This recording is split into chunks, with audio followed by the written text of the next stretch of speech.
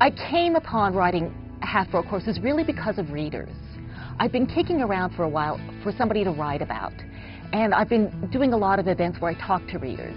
And the question they kept asking me, more and more than any other question, was about Mom. People wanted to understand Mom. I love readers. I think they're really smart and they ask good questions.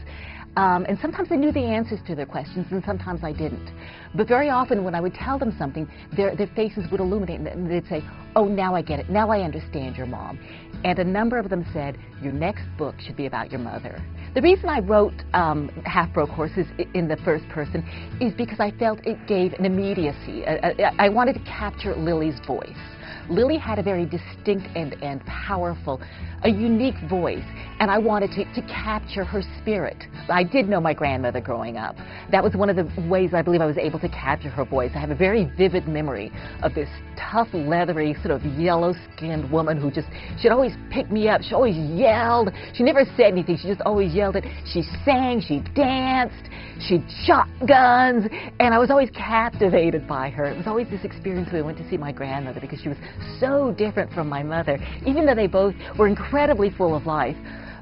Lily Casey Smith, she'd play honky-tonk piano. I have a lot of vivid memories of Lily. And in fact, my mom is always telling me, "You're just like my mother." And I think it's not always a compliment, but I'll take it as one. Some people who've read The Glass Castle like my mom and think that she's sort of a free spirit and unique character. Others said, "I don't understand your mother. I don't understand why a woman with a college education would make the choices that she made." And this is one of the reasons that I love memoirs, I love biographies.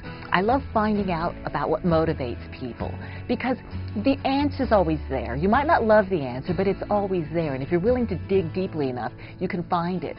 And I hope that people come to understand not only my mother, but that this time and place in America, this sort of untamed part of America, Arizona in the 1930s and 40s. And I hope that in seeing this story of this tough lady who made it against all odds, she wasn't dealt the best hand in the world, but she played the bejesus out of that hand. And I hope that in addition to Half-Broke Horses illuminating something about my own family, I hope it informs them something about themselves. I hope that they recognize something about their own heritage in this.